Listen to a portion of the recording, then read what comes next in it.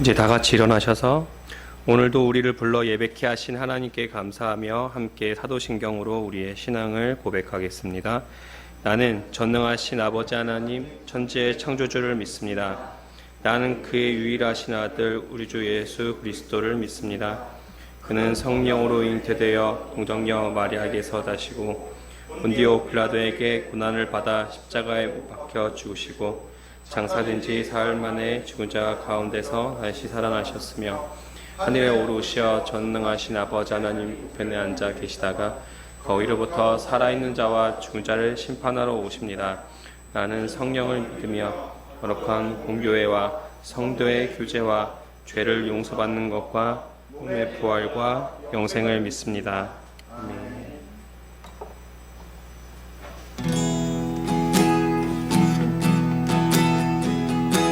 두 손 들고 찬양합니다. 두 손 들고 찬양합니다. 다시 오실 왕 여호와께 오직 주만이 나를 다스리네. 다시 두 손 들고 찬양합니다. 두 손 들고 찬양합니다. 다시 오실 왕 여호와께 오직 주만이 나를 다스리네.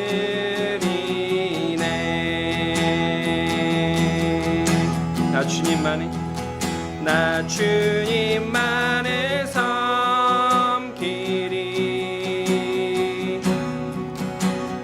헛된 마음 버리고 성령이여 내 영혼 충만하게 하소서. 주님 앞에 내 생명 드리리라.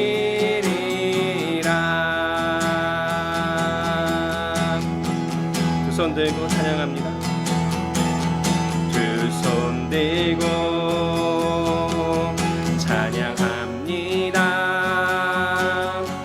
다시 오실 왕 여호와께 오직 주만이 나를 다스리네.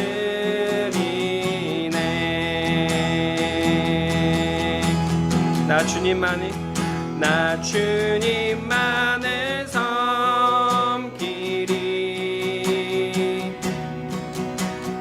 헛된 마음 버리고 성령이여 내 영혼 충만하게 하소서. 나 주님만을 섬기리. 나 주님만을 섬기리. 헛된 마음 버리고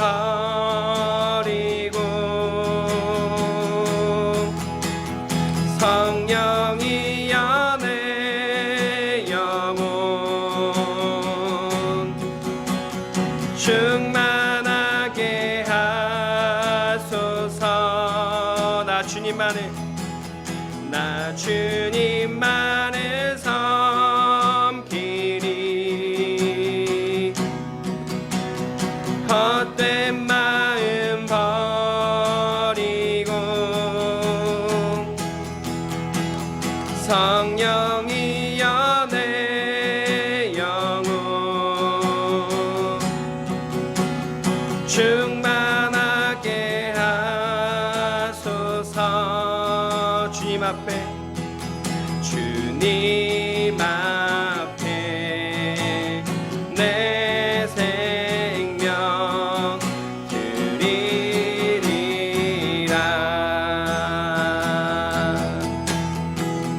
주 앞에 엎드려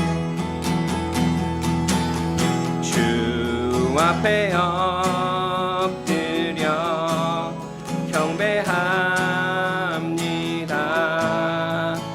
오직 주께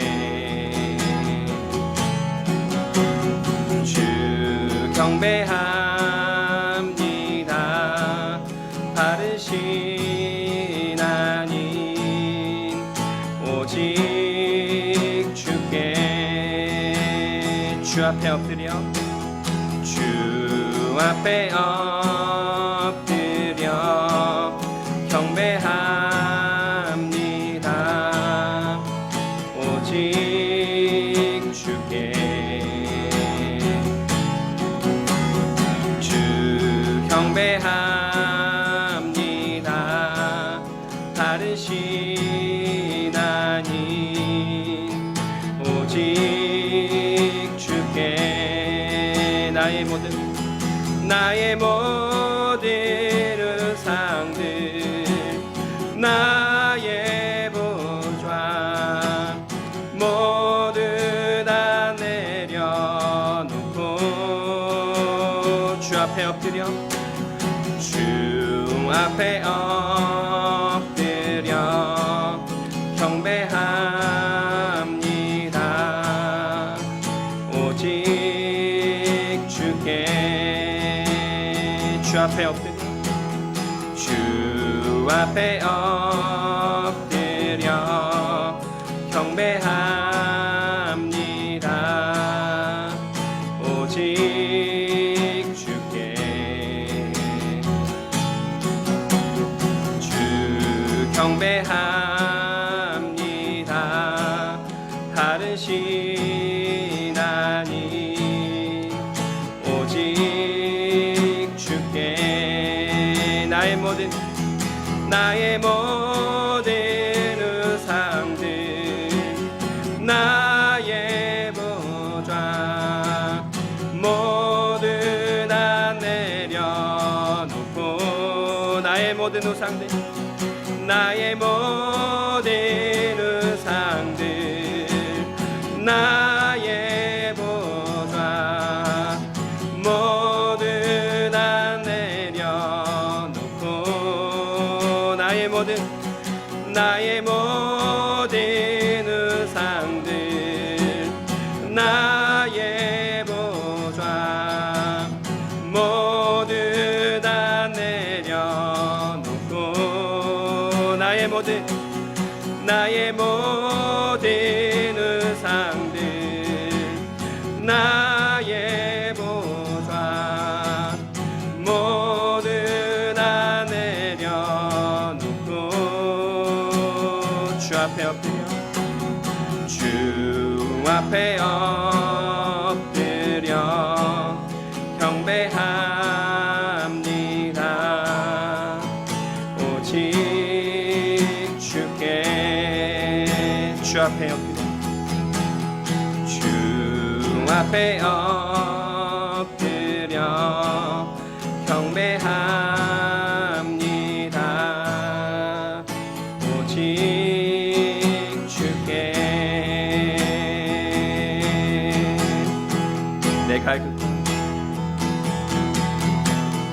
내 갈급함 어느 것으로 채울 수 없는 내 갈급함 상한 나의 심령에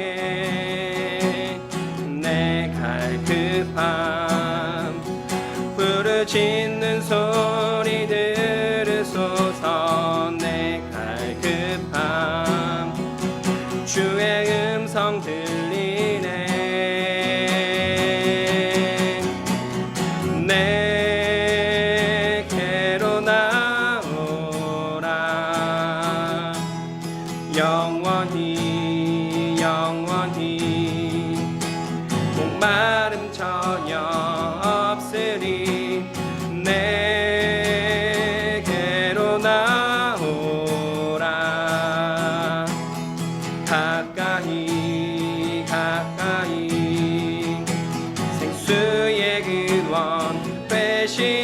주께 내게로 나오라. 영원히 영원히 목마름 전혀 없으리. 내게로 나오라. 가까이 가까이 생명의 근원 생명의 근원 되신 주께. 다시 찬양합니다. 내 갈급함 내 갈급함 어느 것으로 채울 수 없네. 내 갈급함 상한 나의 심령에 내 갈급함 부르짖는 소리 들으소서. 내 갈급함 주의 음성 들리네. 내게로 나오라. 영원히 영원히 목마름 전혀 없으리. 내게로 나오라.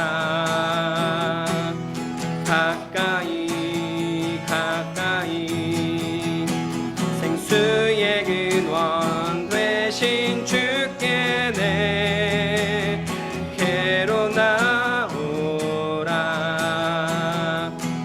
영원히 영원히 목마름 전혀 없으리. 내게로 나오라. 가까이 가까이 생수의 근원 생수의 근원 되신 주께 내게로 나오라.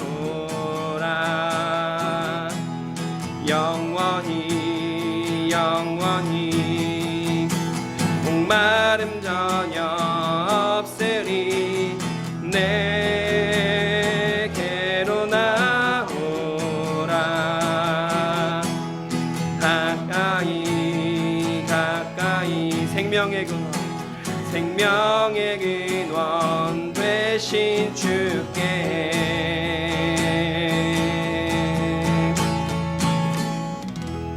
아멘. 계속해서 침묵으로 기도하시겠습니다.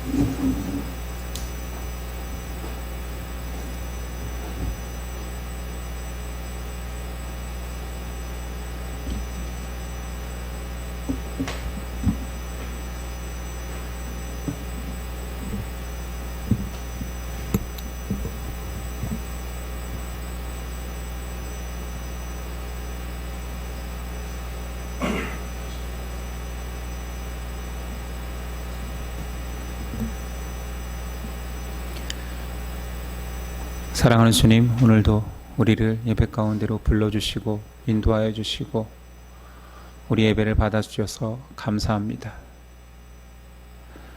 하나님 앞에 나올 때마다 일주일의 삶을 돌아보게 됩니다.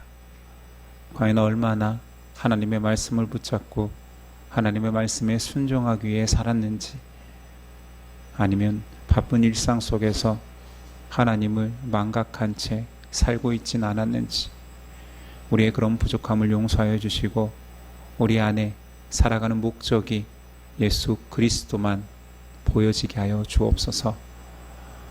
지은 죄 용서하여 주시고 더 많이 사랑할 수 있는 예수님 닮은 모습으로 바꾸어 주옵소서. 예배에 드리는 예물 받아 주옵소서. 이 예물 하나님 나라 확장과 하나님의 교회가 든든히 서가게 하여 주옵소서.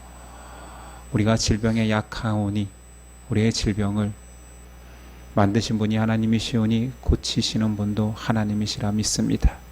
아픈 치부 위에, 질병 위에 하나님이 만져주셔서 깨끗이 나을 수 있는 은혜 또한 허락하옵소서. 건강한 몸으로 세상에 빠지지 아니하고 더욱 하나님을 예배하고 찬양할 수 있는 믿음을 허락하옵소서. 오늘도 말씀 주옵소서. 주의 종이 듣겠나이다. 예수 그리스도 이름으로 기도드립니다. 아멘. 우리 일어나셔서 십계명 낭독이 있겠습니다. 하나님이 이 모든 말씀으로 말씀하여 이르시되 나는 너를 애굽 땅 종되었던 집에서 인도하여 낸 내 하나님 여호와니라. 제1은 너는 나 외에는 다른 신들을 내게 두지 말라. 제2는 너를 위하여 새긴 우상을 만들지 말고 또 위로 하늘에 있는 것이나 아래로 땅에 있는 것이나 땅 아래 물속에 있는 것에 어떤 형상도 만들지 말며 그것들에게 절하지 말며 그것들을 섬기지 말라. 제3은 너는 내 하나님 여호와의 이름을 망령되게 부르지 말라. 제4는 안식일을 기억하여 거룩하게 지키라. 제5는 부모를 공경하라. 제6은 살인하지 말라. 제7은 간음하지 말라. 제8은 도둑질하지 말라. 제9는 내 이웃에 대하여 거짓 증거하지 말라. 제10은 내 이웃의 집을 탐내지 말라. 예수께서 이르시되 내 마음을 다하고 목숨을 다하고 뜻을 다하여 주 너의 하나님을 사랑하라 하셨으니 이것이 크고 첫째 되는 계명이요 둘째도 그와 같으니 내 이웃을 내 자신같이 사랑하라 하셨으니 이 두 계명이 온 율법과 선지자의 강령이니라. 아멘.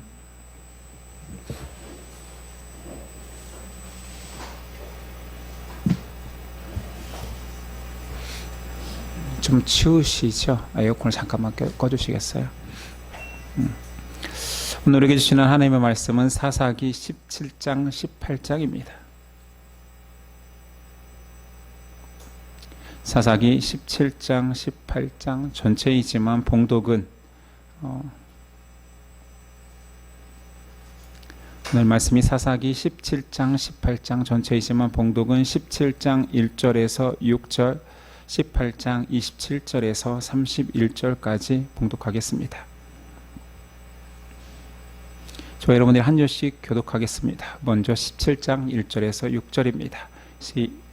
한 절씩이죠. 1절 에브라임 산지에 미가라 이름하는 사람이 있더니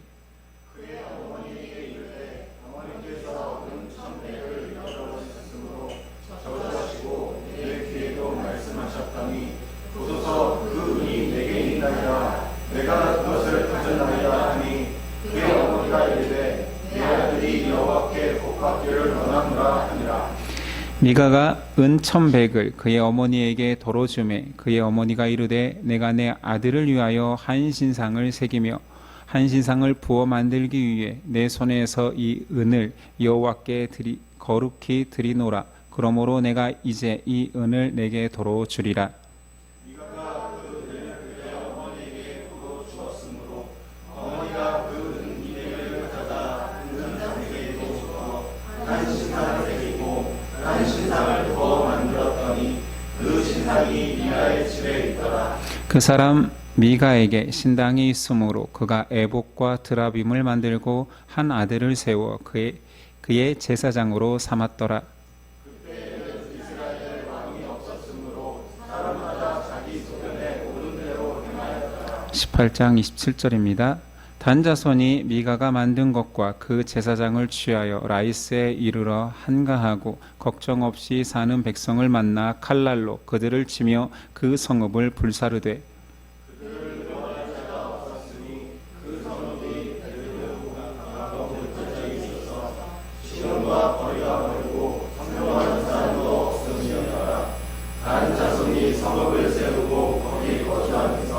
이스라엘에게서 태어난 그들의 조상 단의 이름을 따라 그 성읍을 단이라 하니라. 그 성읍의 본 이름은 라이스였더라. 단 자손이 자기들을 위하여 그룹의 신상을 세웠고 모세의 손자요 게르솜의 아들인 요나단과 그의 자손은 단 지파의 제사장이 되어 그 땅 함께 읽습니다.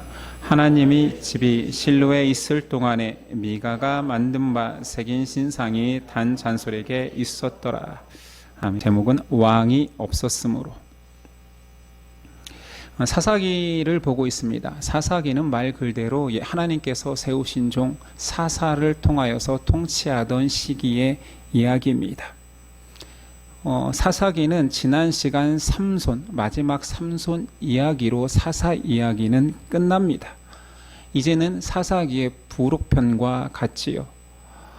나머지 장에서는 두 가지 에피소드를 통하여서 이스라엘의 영적 상태를 폭로하고 있습니다. 사사시대의 타락상은 사실은 이 말씀 그대로 적용하여서 이 시대에 그대로 읊어본다라 하면 결코 설교하기 쉬운 내용은 아닙니다. 계속 믿는 자를 비판해야 되고 타락상을 적나라하게 고발해야 되기 때문에 저에게도 쉬운 설교는 아니지요. 말씀에 이런 부분이 있기 때문에 외면하지 않고 설교하는 것이지 참 어려운 부분입니다. 최대한 객관적으로 설교해 보려 애쓰겠습니다. 그러나 이 모든 비판은 어떤 특정인이나 특정 집단을 향한 비판이 아니라 우리 자신 안에 싹틀 수 있는 죄성을 바라보고 회개하고 조심하기 위해서 임을 기억했으면 좋겠습니다. 자, 결론 보러 가는 지점에서 에피소드 두 개가 등장하니 17장, 18장 미가라는 사람과 단 이야기가 나옵니다. 그리고 다음 주에 나눌 19장에서 마지막 21장까지 레위 이야기가 나옵니다. 이 두 에피소드의 공통점, 중요한 공통점이 있다면 전부 다 에브라임 지파에서 일어난 일입니다. 성경에서 에브라임 지파는 굉장히 독특한 등장과 모습으로 보여집니다. 사사기에서도 에브라임은 굉장히 독특하죠. 에브라임 지파는 이스라엘이 위기를 겪을 때마다 하나 되어서 사사를 중심으로 전쟁을 치루어서 이겨냈지요. 그런데 그때마다 전쟁이 끝나서 불쑥 나타나 전쟁의 공로를 가로채려고 등장하는 두 번의 모습이 있습니다. 기드온 때도 그랬고 입다 때도 그랬죠. 에브라임 지파는 항상 이율배반적이고 기회주의적인 모습으로 등장합니다. 그래서 역사서에서는 에브라임 지파하면 그 지파 자체를 드러내지만 구약 성경 나중에 선지서에 가면 에브라임 지파는 이스라엘이 죄에 빠졌을 때를 상징하는 모습으로 등장합니다. 그러니까 하나님이 에브라임아 왜 그랬느냐 하면 그것은 에브라임 지파를 말하는 것이 아니라 죄에 빠진 이스라엘을 말하는 거지요. 호세아 선지자 11장 8절이 이렇습니다. 에브라임이여 내가 어찌 너를 놓겠느냐, 이스라엘이여 내가 어찌 너를 버리겠느냐, 내가 어찌 너를 아드마같이 놓겠느냐, 어찌 너를 스보임같이 두겠느냐, 내 마음이 내 속에서 돌이키어 나의 긍휼이 온전히 불붙듯 하도다. 여기서도 에브라임을 하나님 선지자는 이스라엘과 동격 취급하고 있습니다. 그렇게 마지막 에피소드에서 에브라임을 지칭하지만 그것은 에브라임 지파의 잘못을 고발한다기보다 이스라엘 전체의 모습을 대변한다 할 수 있겠지요. 오늘 말씀 17장 1절은 이렇게 시작합니다. 에브라임 산지에 미가라 이름하는 사람이 있더니. 자, 첫 번째 에피소드엔 미가가 등장합니다. 주요 인물로 미가가 등장하지만 그는 사사가 아니고 그 사건 속에 사사도 등장하지 않습니다. 이스라엘의 상태를 마지막 부에 드러내고 있다고 했잖아요. 그리고 이스라엘 상태를 가장 잘 나타내는 성경 말씀이 하나가 있으니 그때에 이스라엘의 왕이 없으므로 사람마다 자기 소견에 옳은 대로 행하였더라. 이것이 이스라엘의 상태였습니다. 사사 시대였기에 왕이 없는 것은 당연합니다.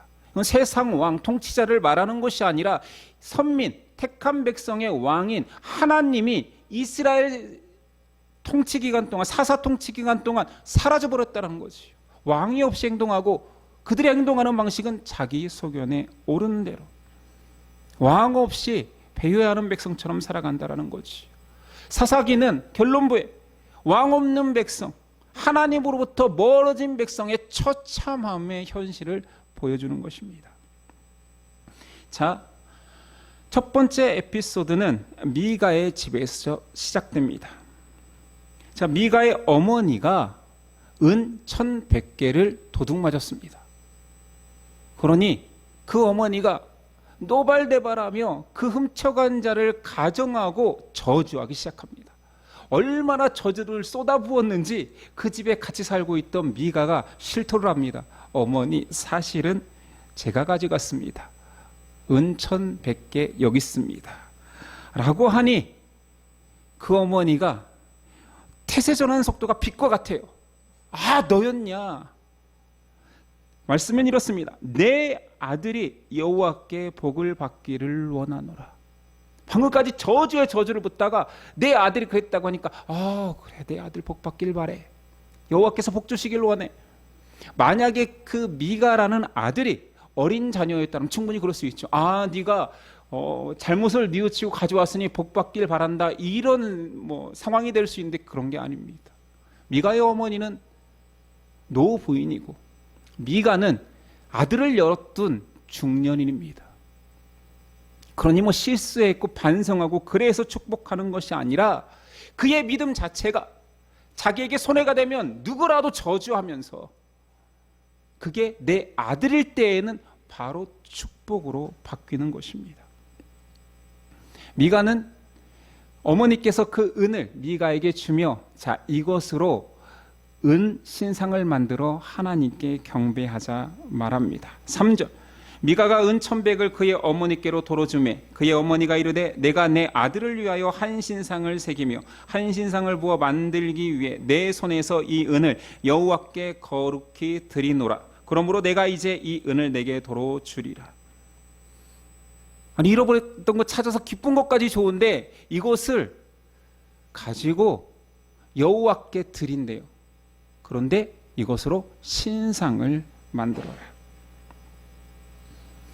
미가로 대변되는 에브라임 지파, 그리고 그 에브라임이 드러내는 것은 이스라엘의 모습이라 했습니다. 이스라엘이 하나님을 어떻게 믿고 있는지를 보여주는 것입니다. 하나님이 경배의 대상이 아니라 개인의 축복을 위한 기복의 대상입니다.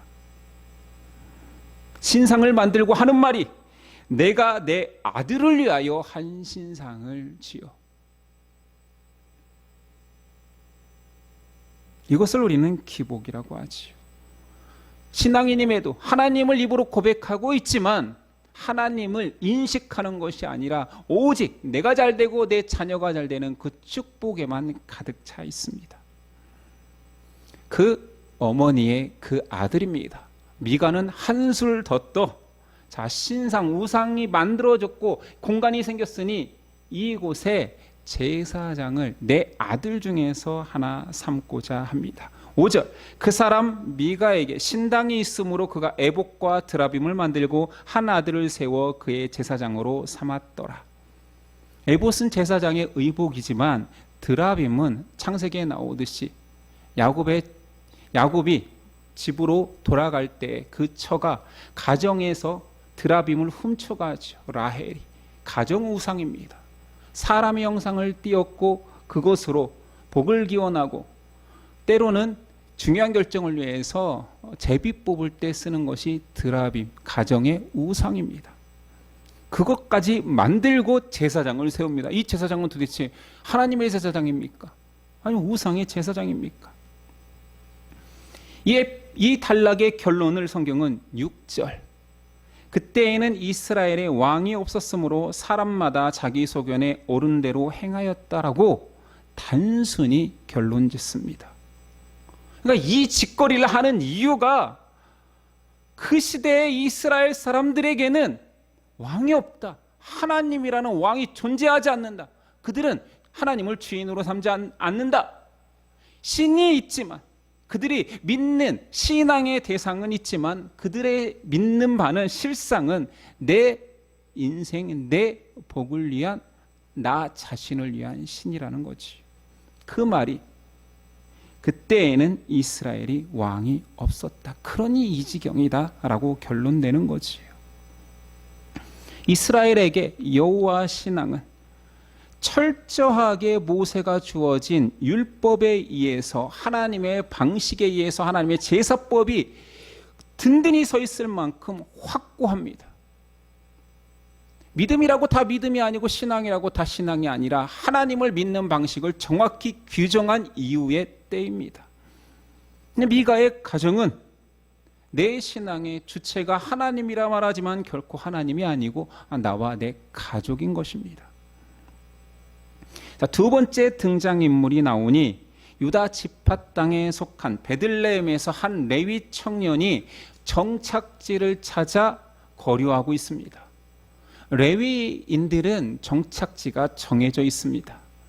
11지파는 땅을 다 분배받았지만 레위지파는 11지파에 속해서 성읍을 정하여서, 그러니까 11지파에 땅이 분배된 그곳에서 제비를 뽑아 레위인들에게 성읍을 주고 각각 퍼져서 살게 했습니다. 그래서 이스라엘 전역에 48개의 레위인 성읍이 존재했습니다. 각 지파에 속해서 하나님의 신앙을 이야기하고 제사를 도우며 살아가라는, 믿음을 지키라라는 의미였겠지요.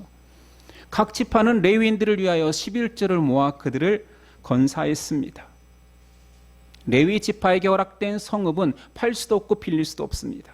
그 땅만큼은 보호되어야 되죠. 이게 율법이 정한 바입니다. 근데 레위인이 살 곳이 없어 거류하고 있대요. 무슨 의미입니까?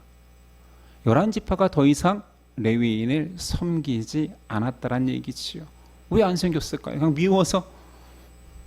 여호와 신앙, 율법대로 살지 않는 이스라엘의 행태가 만연되어 있기에 레위인들은 더 이상 자기 성읍에 살 수 없고 자기 성읍에서 먹고 살 수 없기에 정착지를 찾아 헤매고 있습니다. 그 청년이 돌아 에브라임 산지 미가의 집에 이르릅니다. 미가의 집은 미가가 자기 아들을 제사장 삼아서 나름 자기들의 성전을 가지고 있었잖아요.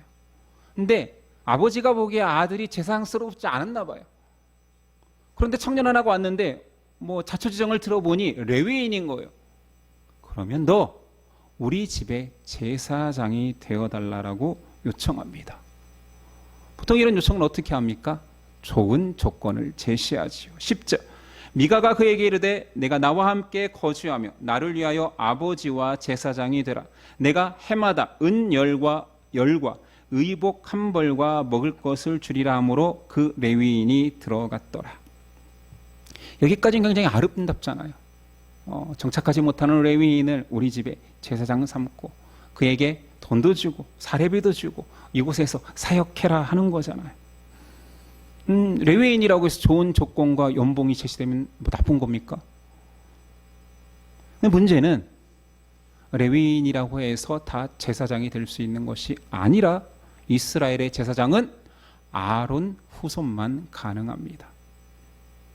그래서 그가 아론 후손이 아님을 정확하게 밝히기 위해서 18장 30절에 미가 집에 제사장 된 레위 청년은 모세의 후손임을 밝히는 것입니다. 아무리 영적 가문에서 태어났어도 율법에 제사장은 그 형 아론의 집안에서 뽑혀라 했던 그 말씀을 무시한 거지요. 또한 문제는 성경이 그대로 언급한 바에 의하면 레위인이 제사장 되기로 한 이유가 단 하나밖에 없어요. 너를 먹고 살게 해주고 연봉을 제시할 테니 어때? 예스. 저야 더할 나위 없이 좋지. 미가 또한 순수하게 하나님 신앙을 지키기 위해서 제시한 것이 아님을 성경은 밝힙니다. 13절 이에 미가가 가로되 레위인이 내 제사장이 되었으니 이제 여호와께서 내게 복을 주실 줄을 아노라 하니라. 제사장이 내 제사장이 어디 있습니까? 하나님이 세우신 제사장이 하나님의 제사장이거나 아니면 우리 지파의 제사장이라고 하면 차라리 낫겠어요. 레위인이 이제 내 제사장이 됐으니 이제 내게 복이 넘칠 것이다 선언하는 거지. 미가와 그의 가정은 온통 생각하는 것이 복. 너무 현대의 신앙인하고 비슷하기에 뭐 더 이상 비난할 필요도 없고 예를 들 필요도 없습니다. 우리 신앙의 정말 큰 요소가 축복 아닌가요? 사람들이 생각할 때 기복주의는 아무것도 하지 않고 기도하면서 복 주십시오, 복 주십시오, 복 주십시오. 이게 기복주의인 줄 압니다. 이런 기복주의는 잘 안 해요. 사람들이 양심이라는 게 있어서 이렇게까지 요구하지 않거든요. 아무것도 하나님께 드리지 않고 복 주세요, 복 주세요. 예배도 드리지 않고 복 주세요. 이런 신앙에는 별로 없다고요. 기독교 신앙인들은 미가와 같은 기복주의에 빠져 있습니다. 무엇이냐? 헌신하지. 미가가 산당을 짓고 우상을 만드는 데까지 든 돈은 은 1,100개. 레위인이 1년 동안 제시받은 연봉은 은 10개. 은 1,000개가 얼마나 큰 금액인지 아시겠습니까? 그러니까 우리 시대로 말한다면 미가는 헌신하여서 자기 재물을 들여 어마어마한 교회를 세웠더라. 그리고 자기 구미에 맞는 목회자를 청빙하여서 자, 목회해라. 근데 그가 신학교도 나오지 않았어요. 설교해라. 복 달라 설교해라. 나를 흡족하게 해라. 그럼 하나님께서 복을 넘치게 해주실 것이다. 제가 굉장히 이상하게 풀고 있습니까? 성경이 있는 그대로 그렇게 묘사하고 있는 거예요. 사사시대의 이스라엘은 창조주 하나님을 믿고 구속주 하나님을 믿는 것이 아니라 자신의 형통을 이끌어줄 물질주의에 빠진 신, 물질을 채워줄 수 있는 만보니즘에 빠져 있는 것입니다.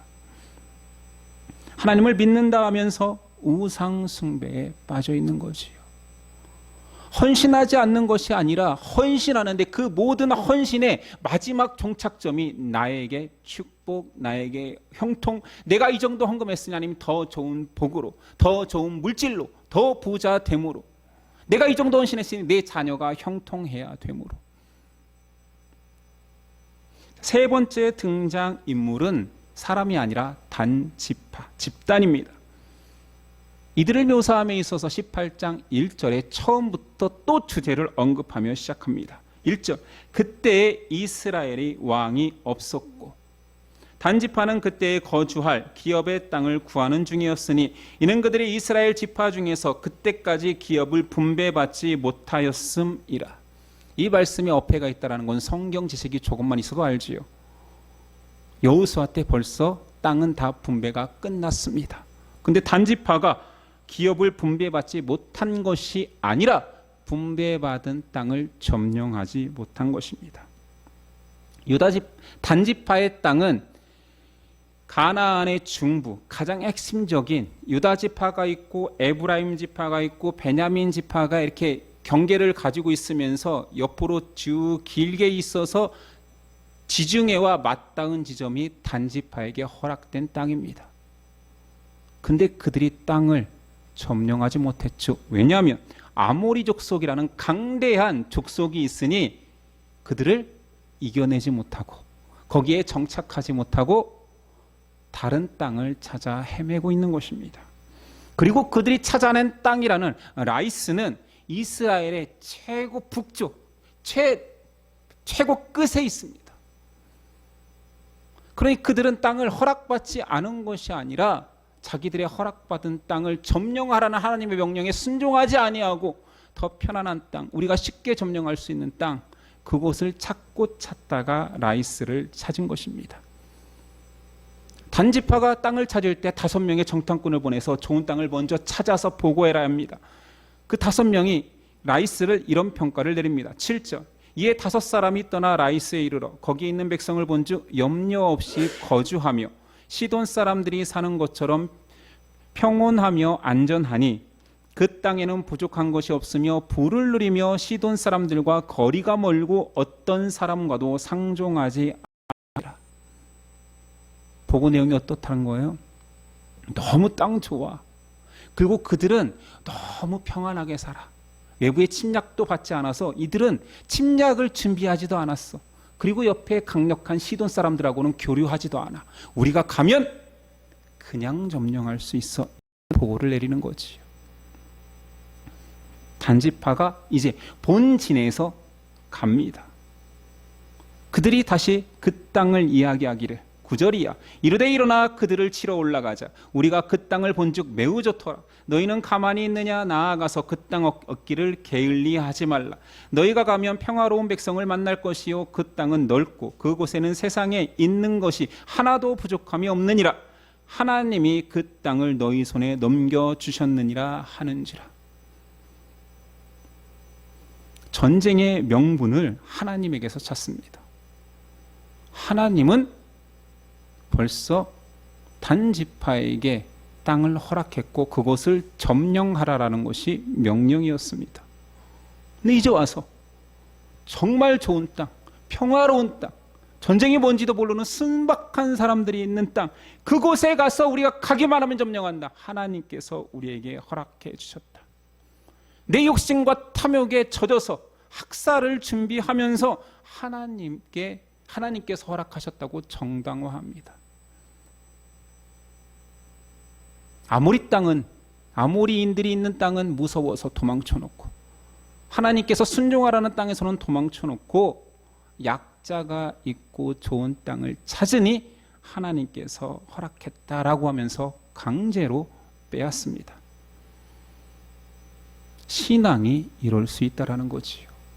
하나님의 이름을 들먹이면서 약탈도, 탐나는 것이 있으면 강자에게선 도망가지만 약자에게서는 언제라도 뺏으면서, 가장 무서운 것은 하나님이 허락하셨다라고 하나님을 기만하는 것입니다. 정탐꾼과 단지파의 만남이 있었습니다. 단지파 5명의 정탐꾼이 미가의 집에 왔을 때, 정탐하다가 미가의 집에도 들렀습니다. 그때 레위인들이 그 정탐꾼이 정탐하는 이유를 다 알면서도 지금 어떤 땅을 뺏을까, 어떤 땅을 점령할까 정탐하고 다니는 자임에도 불구하고 그 레위인이 그들을 축복합니다. 그러니 5명이 벌써 반해버린 거예요. 아니, 이 에브라임 산지에 한 개인의 제사장으로 있는데 우리를 축복하고, 와, 뭐 얼굴도 좋아 보이고 생긴 것도 좋고 이가 우리를 영적으로 이끈다라면 우리 단지파가 더 부흥할 것 같구나, 이런 생각하지 않았을까요?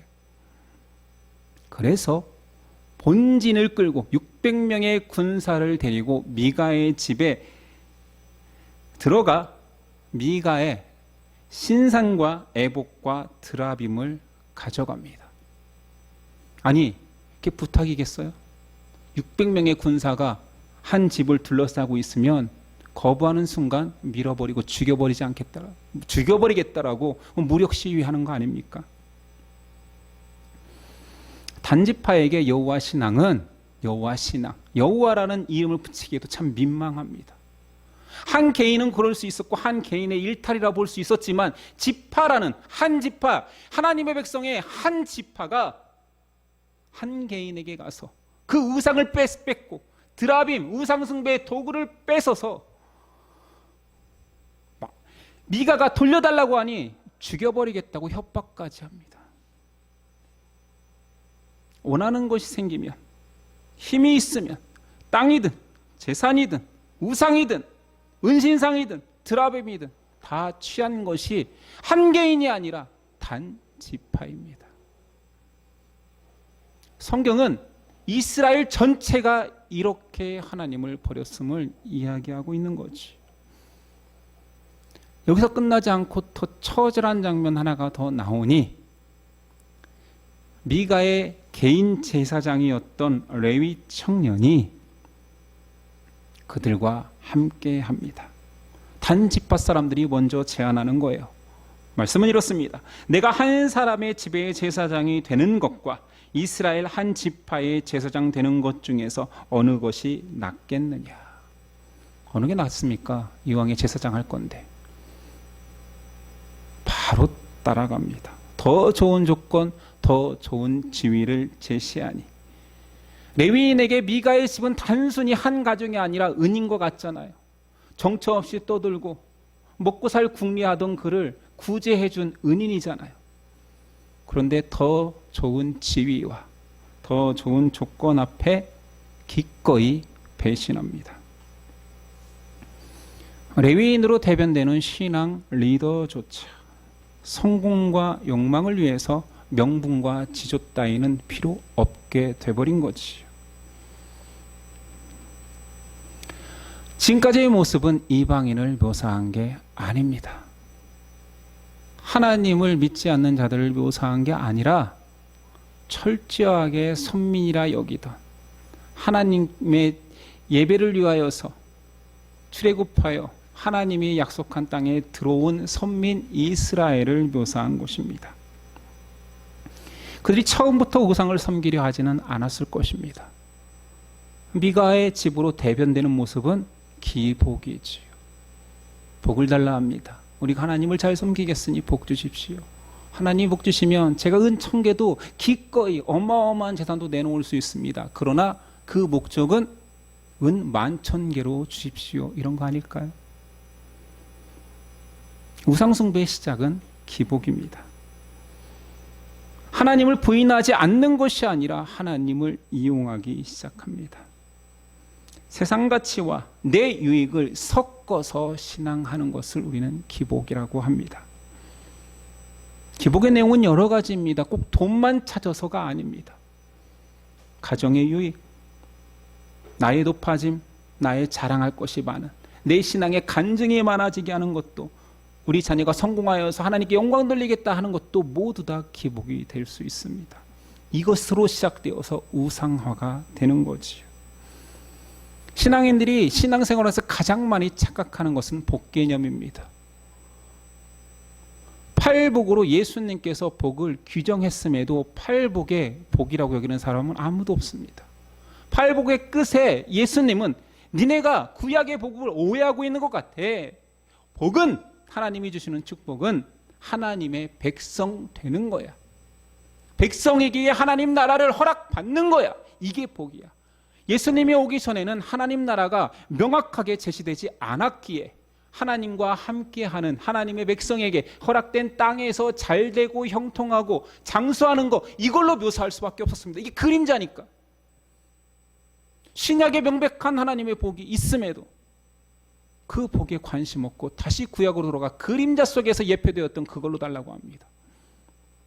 이것이 기독교 기복주의지요. 그래서 저는 목사님들이 구약 설교만 하는 사람들을, 지금 제가 구약 설교하고 있습니다, 진짜 싫어합니다. 왜냐하면 뻔하거든요. 구약에서 그 그림자로 말하는 복만 얘기하고 싶은 거예요. 아브라함이 복받았다, 요셉이 복받았다, 야곱이 결국은 복받았다, 다윗이 복받았다, 솔로몬이 복받았다. 그 복을 이야기하려면 구약으로 갈 수밖에 없습니다. 물질의 복, 형통의 복, 자녀 잘됨의 복, 건강의 복. 왜 본질이 보이고 정확한 형태가 있음에도, 신약의 예수 그리스도가 제시했음에도 불구하고 계속 구약으로 돌아갈까요? 현대 성도들이 너무 그것을 좋아하니 만족시켜주고 싶은 것입니다. 레위인 되어서 미가에게 복을 선언하고 자신을 더 높여줄 수 있는 단지파가 오면 단지파를 또 축복하고 자신은 더 올라가고 존경받고. 사사기에 예시된 레위인은 사실 제가 혼자 묵상해야 할 내용인 거죠. 제가 사역자니까요. 현대 레위인 같은 목회자가 얼마나 많습니까?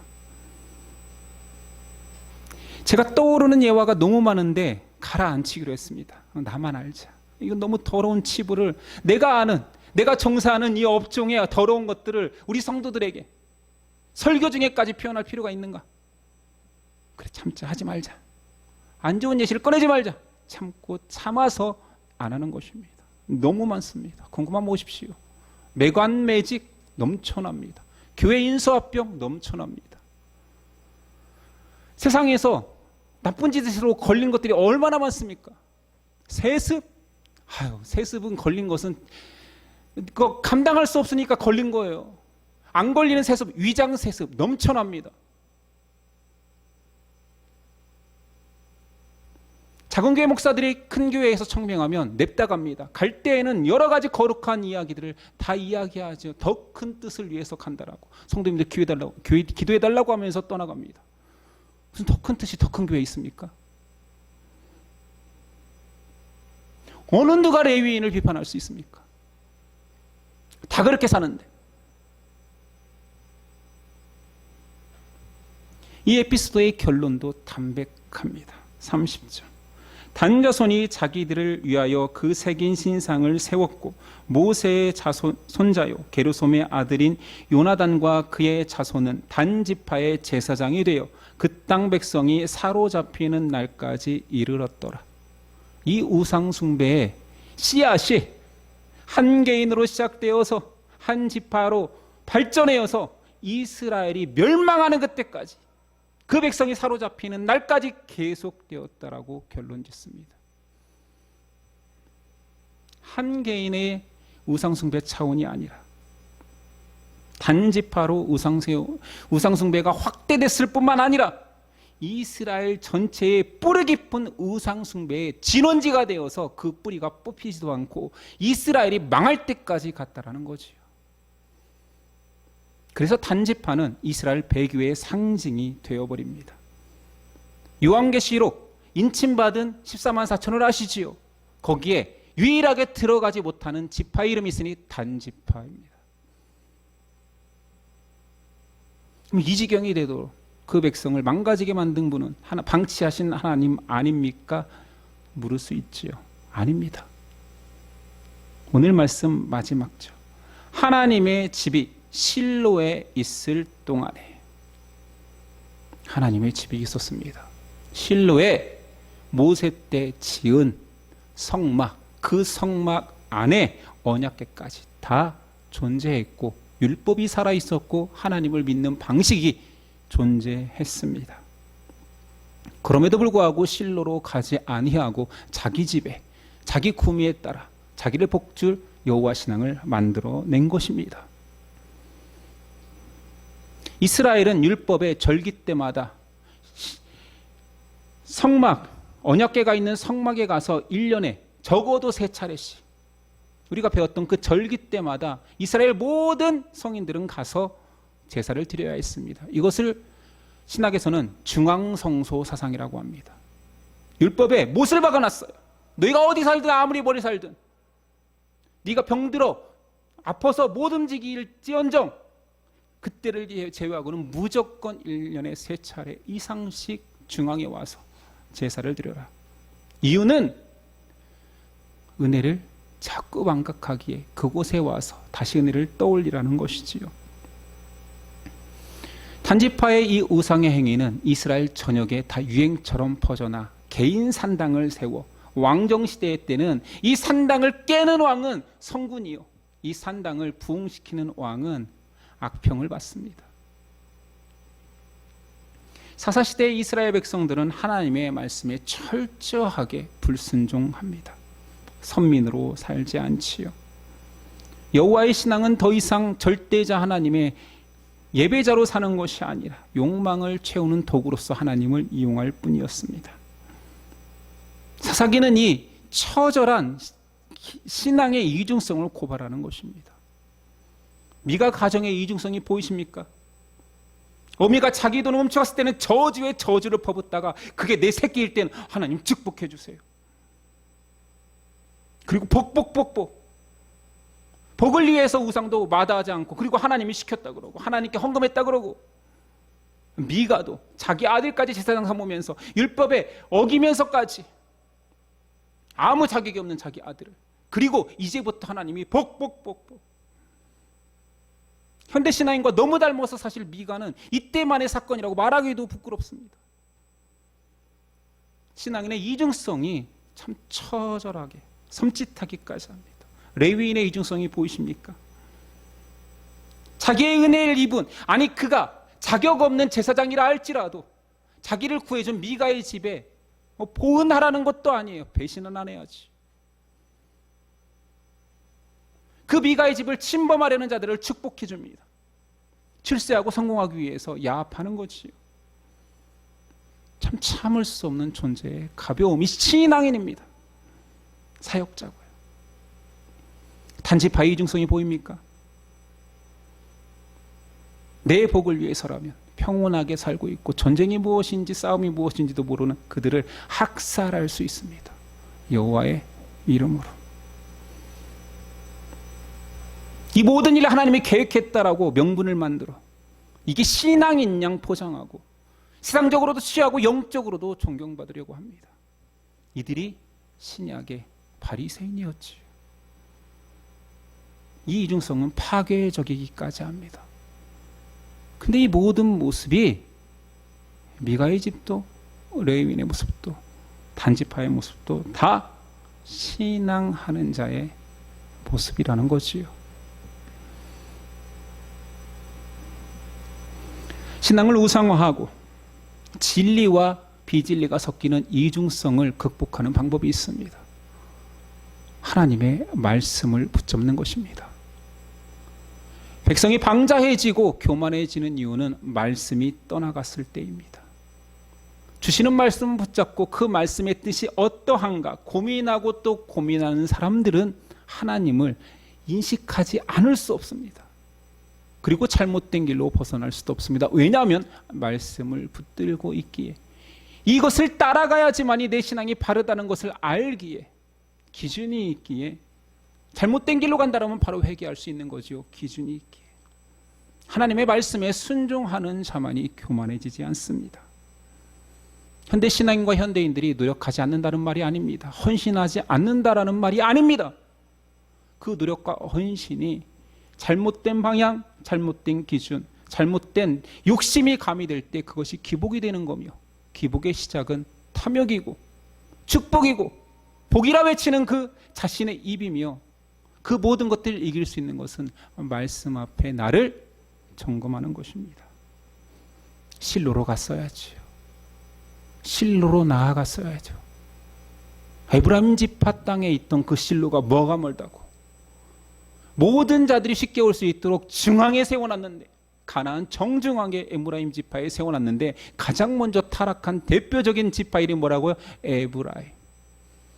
에브라임의 실로가 있는데 거기서부터 타락하여서 타락한 이스라엘의 대명사가 에브라임 지파가 됩니다.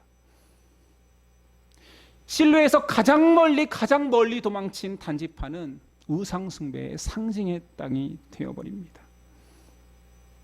성경은 이 모든 이유를 단 하나로 결론짓습니다. 사사기 17장 6절. 그때에는 이스라엘의 왕이 없었으므로 사람마다 자기 소견에 옳은 대로 행하였더라. 18장 1절. 그때 이스라엘의 왕이 없었으므로. 왕이 없는 신앙인은 타락합니다. 왕이 있다라는 것은 순종할 분이 계시다라는 것이요, 내 마음대로 백성으로 살겠다라는 것이 아닙니다. 이스라엘은 왕이 있다라고 고백하지만 그들은 지 마음대로 소견에 오른 대로 왕이 존재함에도 왕이 없는 것처럼 살아갑니다. 현대 신앙인들 다 예수님을 믿는다 합니다. 사랑한다 합니다. 하나님만 영광 돌린다고 합니다. 그런데 실상 그의 삶의 태도는 왕이 없이 소견에 오른 대로 신앙합니다. 그 끝은 파멸입니다. 우리가 경계해야 될 우리의 모습인 것이요, 믿음이라고 다 같은 믿음이 아닙니다. 교회 다닌다고 다 교인이 아닌 거예요.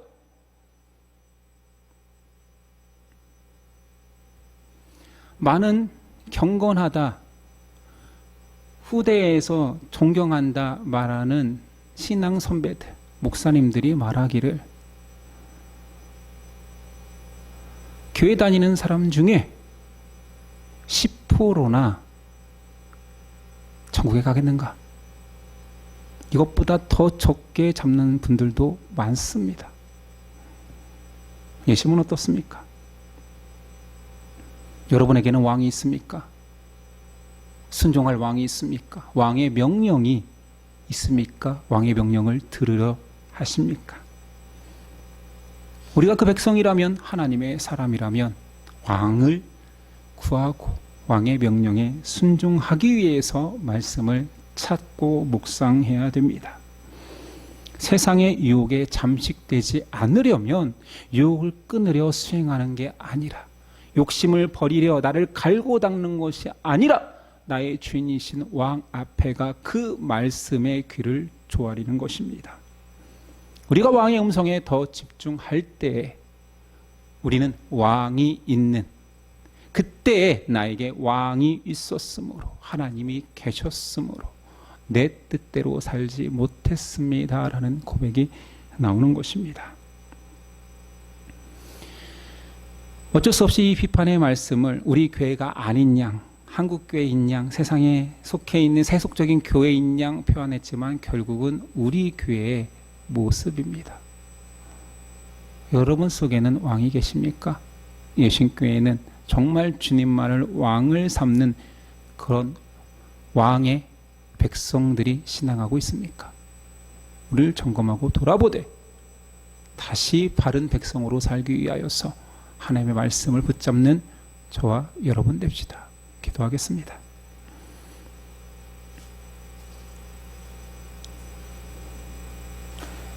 주님 말씀 속에 이런 무서운 말씀들이 있었군요.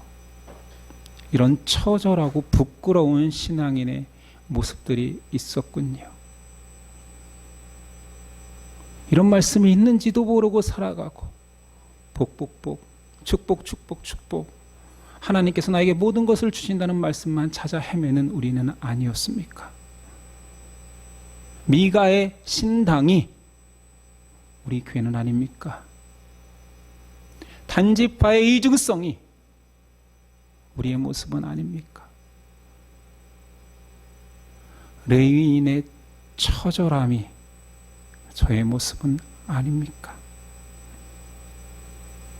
아니라 말하고 싶습니다. 하나님이 우리의 왕이시라 고백하고 또 고백해 보겠습니다. 말씀에 순종하길 원하여서 말씀을 묵상하는 우리 되어 보겠습니다. 우리를 붙들어 주옵소서. 우리 영원한 왕 되신 그리고 우리를 구원하신 예수 그리스도의 이름으로 기도드립니다. 아멘. 일어나서 결단 장송 드리겠습니다. 에어컨 좀 켜주실래요?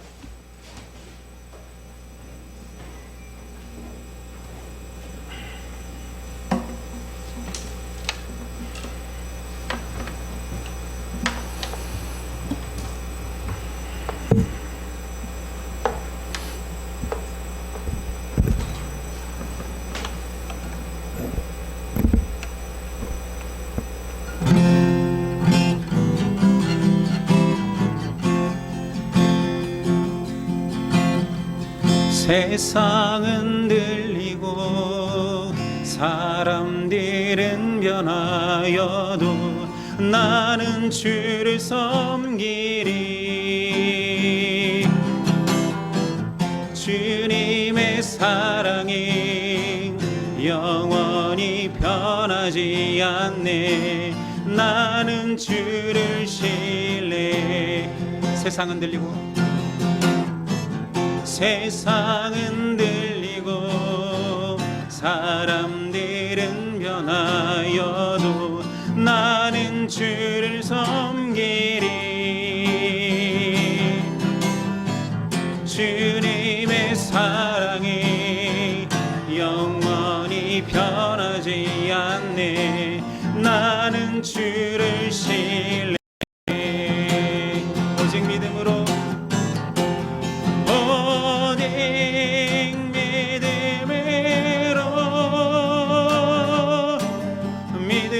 내가 살리라. 오직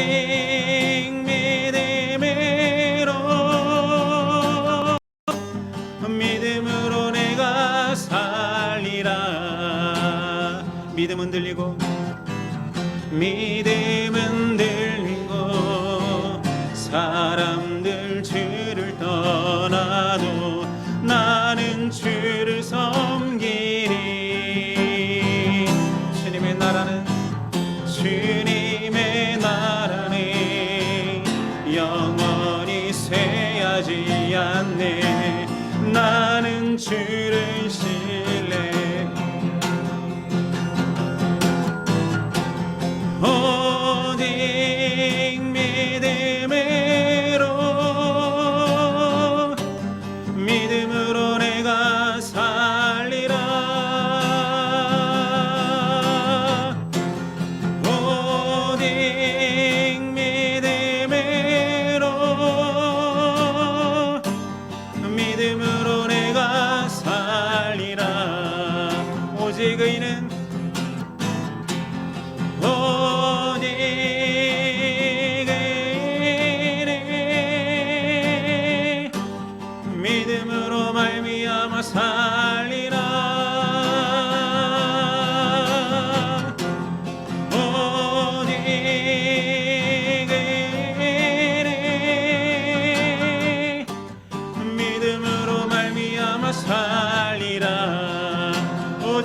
믿음으로 모든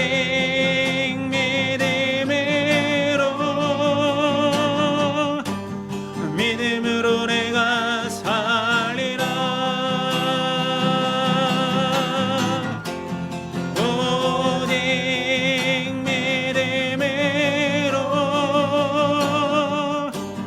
믿음으로 내가 살리라.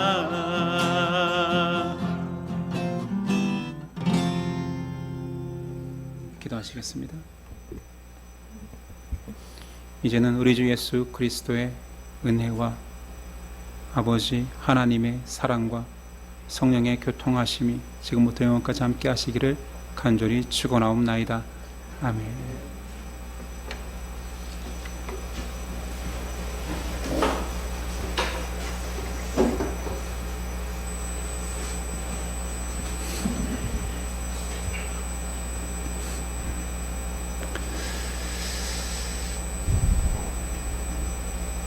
우리 옆 사람과 인사했으면 좋겠습니다. 하나님이 우리의 유일한 왕이십니다. 인사 하나만 더 하겠습니다. 당신은 신실한 하나님의 백성입니다. 그런 귀한 고백이 계속 나오는 저와 여러분 됐으면 좋겠습니다. 오늘 오후 모임은 9월 첫째 주 전체의 모임입니다. 여름 수련회 미루어진 것과 여러 가지 가을에 있을 일들에 대해서 참석하셔서 좋은 의견 나누어 주셨으면 좋겠습니다. 오늘도 1시에 시작하면 좋겠죠. 좀 당겨서 전체 모임을 1시에 하도록 하겠습니다. 예배를 마치겠습니다. 한 주간도 승리하십시오.